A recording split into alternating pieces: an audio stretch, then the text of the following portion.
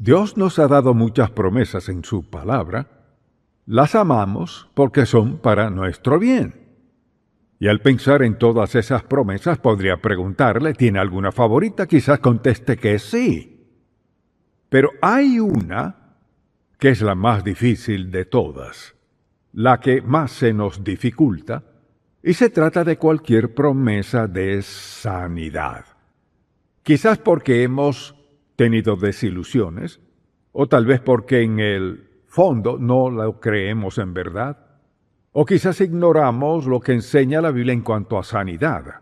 Hemos visto exageraciones, las hemos escuchado, hemos visto gente que asegura haber sido sanada y al poco tiempo vuelven a estar como antes. Así que hay muchas dudas al respecto. Pero ¿no es interesante que, siendo creyentes y creyendo que Dios es Dios sanador, que al enfermarnos o cuando nos pasa algo, lo primero que hacemos es querer llamar al médico? La verdad es que solo hay un médico, y se trata del gran médico que es Dios. Y me parece interesante que la gente hable de todos esos doctores que practican la medicina. Dios no practica, Él lo sabe todo a la perfección sobre nosotros. Y no es interesante que sabiendo quién es Dios, que primero corramos al médico, y cuando ya estamos desesperados es cuando oramos. ¿No cree que debería ser a la inversa? Que primero vayamos a Dios y luego, no porque Dios no pueda sanarnos, sino que por alguna razón lo atrasa, o si nos manda al médico, la historia cambiaría. No me opongo, los médicos son necesarios, Dios lo llama. Es interesante que el apóstol Pablo, tan consagrado que era, con la gran fe que tenía, uno de sus compañeros fue el doctor Lucas, quien le acompañó en la cárcel en una ocasión. Entonces, ¿qué del tema de la sanidad? O sea, si en verdad creemos que Cristo es quien dice ser, que Dios es el gran sanador, ¿por qué no ir a Él primero? Pero Dios sigue dedicándose a sanar y sigue dedicándose a hacer milagros, y lo hace conforme a su voluntad y en su tiempo perfecto. Y en este mensaje deseo que veamos qué dice la Biblia sobre sanar. Para comenzar, le invito a acompañarme al libro de Génesis. Y aquí vemos la primera vez que Dios sanó a alguien con Abraham y Abimelech en Génesis capítulo 20. Vayamos un momento al versículo 17 de Génesis 20. Veamos. La Escritura dice, entonces Abraham oró a Dios, y Dios sanó a Abimelech y a su mujer, a sus siervas, y tuvieron hijos. Porque Jehová había cerrado completamente toda matriz de la casa de Abimelech a causa de Sara, mujer de Abraham. Y usted recordará aquel incidente cuando él dijo, no, ella es mi hermana, y en verdad era su media hermana. Así que la Biblia dice que Dios lo sanó.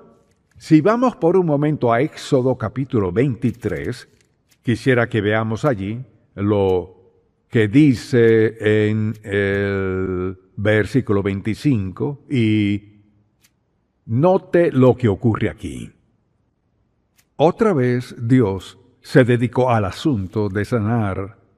Fíjese bien en este versículo 25, dice así, mas a Jehová vuestro Dios serviréis, y Él bendecirá tu pan y tus aguas, y yo quitaré toda enfermedad en medio de ti. Ellos habían pasado adversidad a causa de su pecado, y Dios declara, yo quitaré toda enfermedad en medio de ti. Dios estaba a punto de sanarlo. Recordemos que en el Antiguo Testamento solían ver la enfermedad principalmente como resultado del pecado. Por todo el Antiguo Testamento vemos ese concepto del pecado, y en parte el problema era que había enfermedades asociadas con el pecado.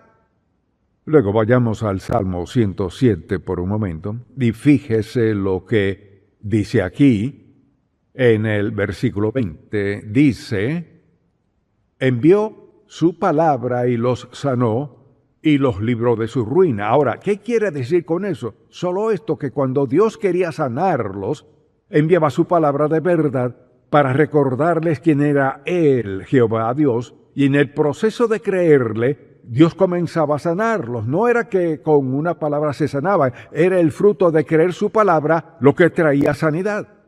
Luego en Isaías capítulo 53, quisiera que veamos este pasaje que a veces es muy controversial. Isaías 53, y este es el capítulo que describe al Mesías, y dice la palabra en el versículo 4, ciertamente llevó en nuestras enfermedades y sufrió nuestros dolores, y nosotros le tuvimos por azotado, por herido de Dios y abatido, mas él herido fue por nuestras rebeliones, molido por nuestros pecados. El castigo de nuestra paz fue sobre él, y por su llaga o sus heridas, dicen algunas versiones, por su llaga fuimos nosotros curados.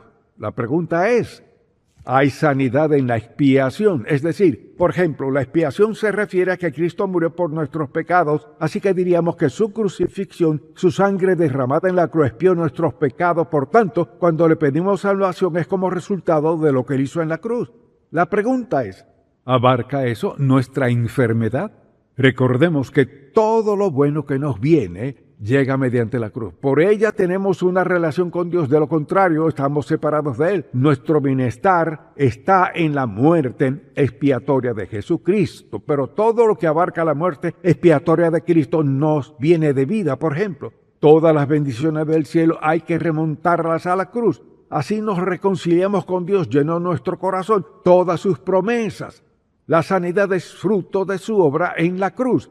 Pero no significa que seré sanado cada vez que se lo pida a Dios, porque esa es una de las bendiciones de la cruz. Hay muchas, pero esa, por ejemplo, no me garantiza que sea sanado cada vez que se lo pida a Dios y en ese instante. Así que si alguien pregunta, ¿hay sanidad en la expiación? Sí la hay, pero no cuando sea y como sea que la querramos, porque Dios no actúa de esa manera. Entonces, al leer la Biblia nos damos cuenta de que Dios estaba muy interesado en el proceso de sanidad de la nación de Israel, aún le interesa hoy.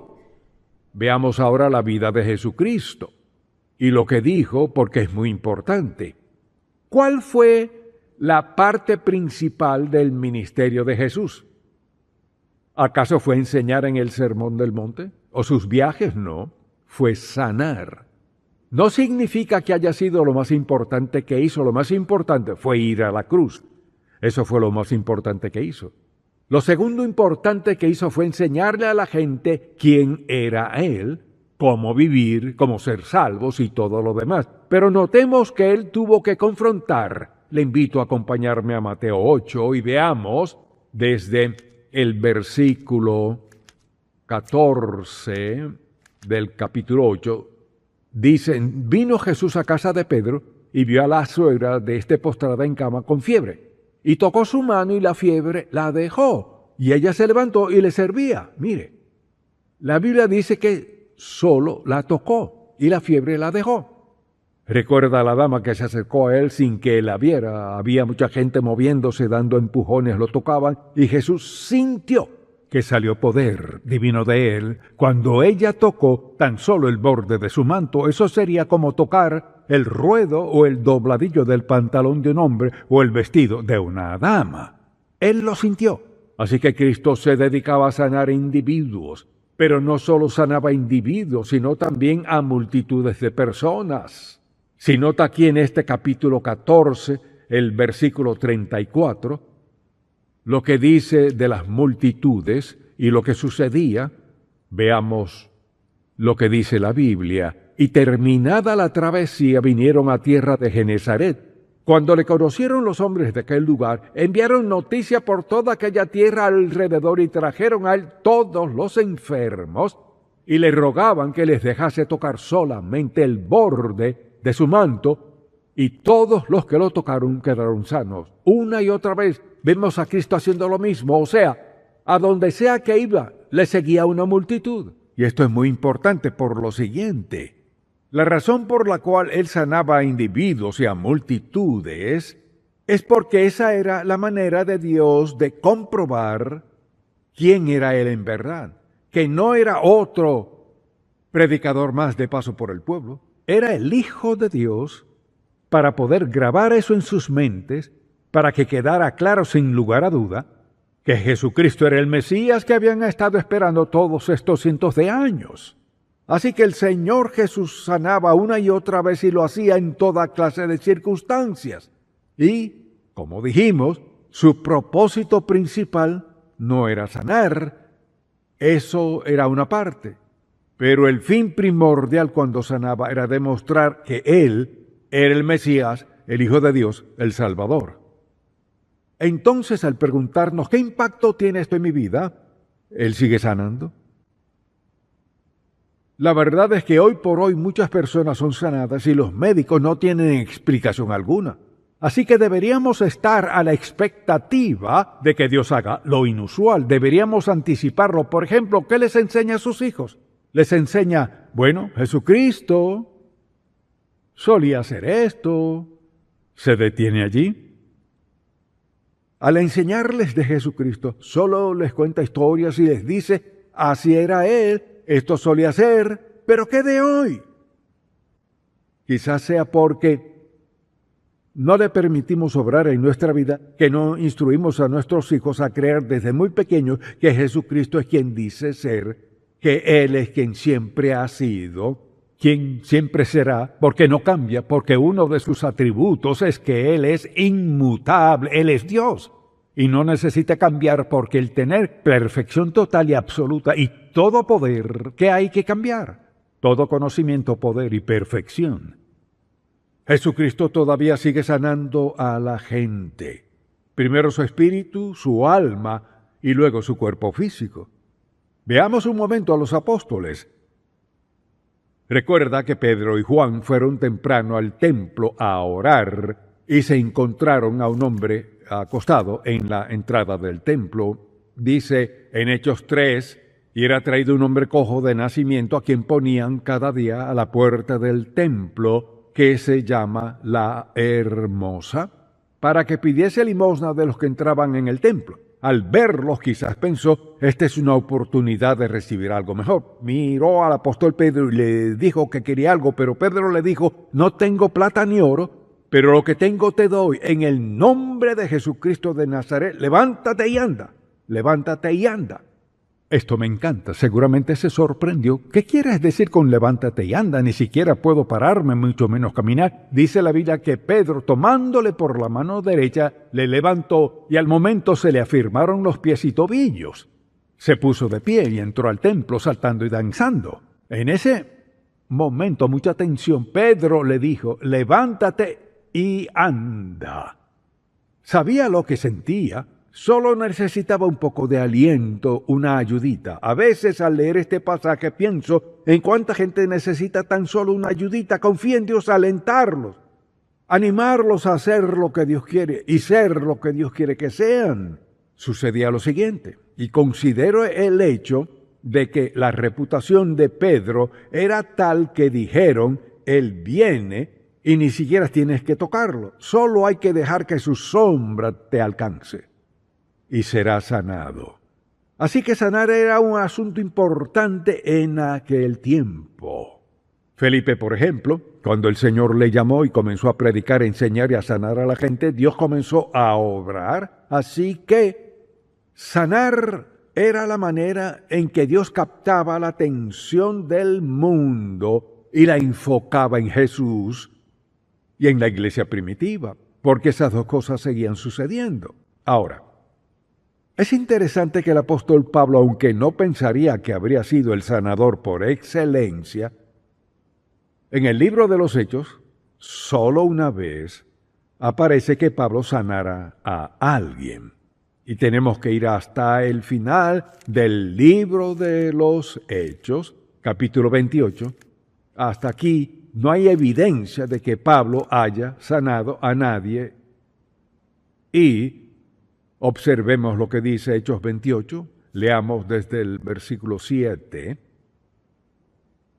En aquellos lugares había propiedades del hombre principal de la isla llamado Publio, quien nos recibió y hospedó solícitamente 3 días. Y aconteció que el padre de Publio estaba en cama enfermo de fiebre y de disentería, y entró Pablo a verle, y después de haber orado, le impuso las manos y le sanó. Mire, Esta fue la única vez. Alguien dirá, pero si Pablo era seguidor de Cristo y si sanó a este hombre, ¿por qué no sanó a todas las demás personas? Bueno, nos da la respuesta en 1 Corintios capítulo 1. Vayamos un momento a 1 Corintios 1. Pablo escribe a los corintios y les explica lo que sucedía. Les dice, desde el versículo 14, dice: doy gracias a Dios de que a ninguno de vosotros he bautizado, sino a Crispo y a Gayo, para que ninguno diga que fuisteis bautizados en mi nombre. También bauticé a la familia de Estéfanas, de los demás no sé si he bautizado a algún otro. Pues no me envió Cristo a bautizar, sino a predicar el Evangelio, no con sabiduría de palabras para que no se haga vana la cruz de Cristo. Entonces lo que quiso decir fue que Dios no le llamó a bautizar, sino a enseñar la verdad de su palabra. Tampoco le llamó a sanar. Imagínese si Pablo hubiese tenido un ministerio de sanar. Primero, quizás no habría parado en la cárcel. Y segundo, de no haber estado preso, quizás no tendríamos sus epístolas. El apóstol Pablo comenzó a enseñar la verdad. Mire, su ministerio para el mundo era explicar la vida de Jesucristo, el propósito y el plan de Jesucristo. Sabemos más de Dios y de cómo actúa en el corazón humano como resultado de la vida del apóstol Pablo más que ningún otro. Es decir, él explicó la vida de Jesucristo. El Señor hizo muchas cosas, pero la explicación de Pablo, su teología, el concepto de la predestinación, la idea de la salvación y la santificación, toda la idea de la presencia moradora del Espíritu Santo y su obra. En otras palabras, si no tuviéramos las epístolas del Nuevo Testamento, tendríamos una gran carencia. Entonces, al ver al apóstol Pablo y cómo actuó Dios en su vida, la única vez que habló sobre sanar fue en 1 Corintios. Vayamos al capítulo 12 y veamos aquí en este capítulo 12, donde Pablo explica de los dones espirituales y habla de los distintos ministerios, distintos dones, conocimiento, fe y todo lo demás. Veamos el versículo 9. A otro, fe por el mismo Espíritu, y a otro, dones de sanidades por el mismo Espíritu. Mucha atención, si está escuchando, dígame. Habla de dones de sanidad. Nadie tiene el don de sanidad. Dios da dones de sanidad. Digamos que usted ora por un amigo y Dios lo sana. ¿Le dio Dios a usted el don de sanidad? No. Él le dio a la otra persona un don de sanidad mediante usted. Ninguno de nosotros es autosuficiente para hacer lo que Dios nos llama a hacer. Necesitamos las oraciones de otros. Por eso, y hablaremos de esto en Santiago capítulo 5, habla de llamar a los ancianos de la iglesia para orar por ellos. Todos necesitamos que oren por nosotros. Y vemos a Pablo, no pasó tiempo sanando. De hecho, dice por ejemplo en 2 Timoteo 4, que dejó a uno de sus amigos. Escuche lo que dice: saluda a Prisca y a Aquila y a la casa de Onesíforo. Erasto se quedó en Corinto y a Trófimo dejé en Mileto enfermo. De haber tenido algún don de sanidad, no lo habría dejado enfermo. Y junto a eso, ¿cómo describe Pablo a Lucas? Escribe: amado Lucas. Lucas era médico y en una ocasión estuvo con él en prisión. ¿Por qué cree que Lucas acompañó a Pablo? Porque sabía que Pablo tenía ciertos achaques. Desde luego recuerda que el apóstol Pablo hablaba de su aguijón en la carne y todo el mundo en el ámbito teológico ha tratado de descifrarlo. Supongamos que haya sido alguna dolencia física, Dios tampoco lo sanó. Mire, esta es la clave. Uno no deja de orar porque Dios no sane algo al pedírselo. Uno debe preguntarle: ¿qué tienes en mente, Señor? ¿Por qué no me has sanado? ¿Cuál es el asunto aquí? Esto es lo que dijo el apóstol Pablo, que fue al Señor. Muchas veces ayunó y oró y Dios no le sanó, por una razón. Le invito a leerlo, porque quizás usted esté confrontando una situación. Veamos este pasaje en 2 Corintios 12. Escuche lo que dice, le invito a leerlo, porque dice que se lo pidió al Señor varias veces. Versículo 7, y para que la grandeza de las revelaciones no me exaltase desmedidamente, me fue dado un aguijón en mi carne, un mensajero de Satanás, que me abofeté para que no me enaltezca sobremanera. Respecto a lo cual 3 veces he rogado al Señor que lo quite de mí. Y me ha dicho, bástate mi gracia, porque mi poder se perfecciona en la debilidad. Por tanto, de buena gana me gloriaré más bien en mis debilidades, para que repose sobre mí el poder de Cristo. Por lo cual, por amor a Cristo, me gozo en las debilidades, en afrentas, en necesidades, en persecuciones, en angustia, porque cuando soy débil, entonces soy fuerte. No tendríamos las epístolas que tenemos si Cristo hubiese sanado a Pablo al instante. Dijo, he aprendido a contentarme cualquiera que sea mi situación. Y él se encontraba en una situación adversa físicamente y muchos otros aspectos. Entonces, al enfermarnos, si Dios no nos sana, hay que preguntarle, Señor, ¿qué planeas hacer? ¿Acaso significa que Dios no nos ama? ¿Quiere decir que hay pecado en su vida? No necesariamente. ¿Significa que Dios desea hacer algo? ¿Quiere decir algo? ¿Quiere cambiar algo en nuestra vida? Sea lo que sea. Debemos ser receptivos a eso. Y al ver la vida del apóstol Pablo, fue el siervo que Dios escogió para explicar quién y cómo era Dios y su plan redentor, qué de la justificación y santificación, y qué de conceptos como la expiación y reconciliación. Grandes términos que explicó Pablo, además de la esencia de todo el plan redentor de Dios. Pablo no fue un hombre que sanara a la gente, era un hombre que sufría. El gran sanador lo fortaleció, iluminó, lo bendijo, lo levantó, le exaltó y nos bendijo a todos como resultado de su vida. Quizás usted se pregunte, ¿cómo me afecta eso? Primero, solo le diré que la próxima vez que usted tenga una molestia física, su primera reacción debe ser, Padre, ¿cómo reaccionar ante esto? Quizás Dios le diga, quiero que confiese en mí, o tal vez quiero que vayas al médico. Yo nunca le diría qué hacer en cuanto a ir o no al médico. No estoy en contra de médicos, Dios los llamó, estoy seguro. El asunto es que quiero estar consciente de Dios. Conscientes de que el Cristo que me salvó aún se dedica a ayudarme a andar por la vida en la presencia y el poder del Espíritu Santo. Quiero que mi mente se incline hacia Él y aceptaré lo que Él haga. Pero debemos quitarnos esa mentalidad mundana de ir corriendo al médico o auxilio. No estamos desamparados, dependemos de Dios. Cristo es mi Salvador, mi Señor, mi amo y mi sanador. Él no ha cambiado. Es una expresión de su amor. Entonces pregúntese, ¿confío en Dios? Mire, quizás usted esté dispuesto a confiar en Dios en algo material, pero no sé de algo que sea más material que esto.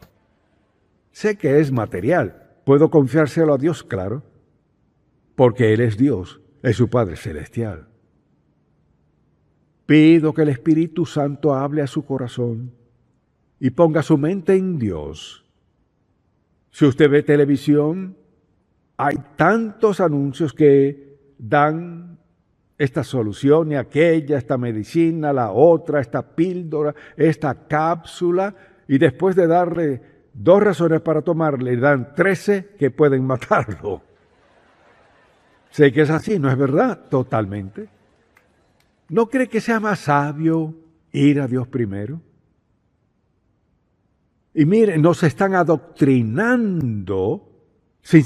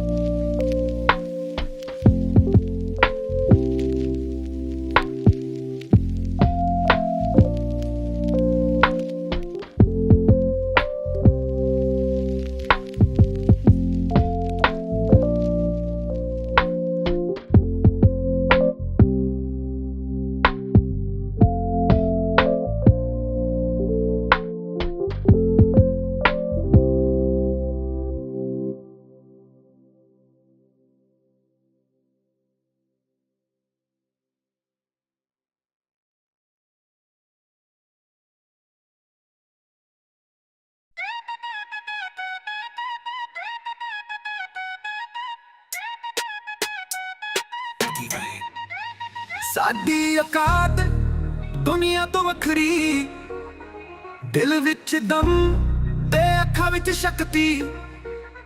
ਜਿੱਥੇ ਵੀ ਲੰਘੇ ਛੱਡ ਦੇ ਰੌਣਕ, ਪੰਗਾ ਲੈ ਕੇ ਵੇਖ ਕਰਦੇ ਸਭ ਨੂੰ ਸ਼ੌਕ। ਸਾਡੀ ਔਕਾਤ ਸਾਡੇ ਨਾਮ ਦਾ ਰਾਜ, ਚੱਲਦੇ ਜਿਹੜੇ ਵੀ ਬਣ ਜਾਵੇ ਅੰਦਾਜ਼। ਗੱਲਾਂ ਵੀ ਸਾਡੀ ਜ਼ਮੀਨ ਤੋਂ ਹਾਈ, ਸਾਡੀ ਔਕਾਤ ਕੋਈ ਨਾ ਕਰਦੇ ਟਰਾਈ। ਸ਼ਹਿਰ ਦੇ ਵਿੱਚ ਵੀ ਸਾਡੀਆਂ ਗੱਲਾਂ ਮਸ਼ਹੂਰ, ਸਾਡੀ ਚੱਲ ਚੱਲਦੀ ਜਿਵੇਂ ਹਵਾ ਦੀ ਧੂੜ। ਦਿਲ ਵੀ ਰੱਖਦੇ ਸਾਫ਼ ਤੇ ਬੜਾ, ਪਰ ਪੰਗਾ ਲਿਆ ਤਾਂ ਕਰਦੇ ਜੱਡਾ।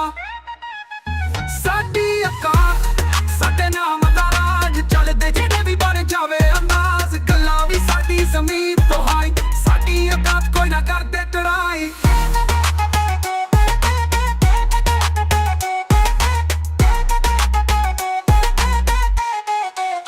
ਉਹ ਅਸਲੀ ਯਾਰੀ ਤੇ ਸਵੈਗ ਨਾਲ ਭਰਪੂਰ, ਦੁਨੀਆ ਦੀਆਂ ਗੱਲਾਂ ਸਾਨੂੰ ਲੱਗਦੀਆਂ ਜ਼ਰੂਰ। ਜਿੱਥੋਂ ਵੀ ਗੁਜ਼ਰੀਏ ਬਣ ਜਾਵੇ ਬਾਤ, ਸਾਡੀ ਔਕਾਤ ਦੁਨੀਆ ਵੀ ਕਰਦੇ ਸਲਾਮ।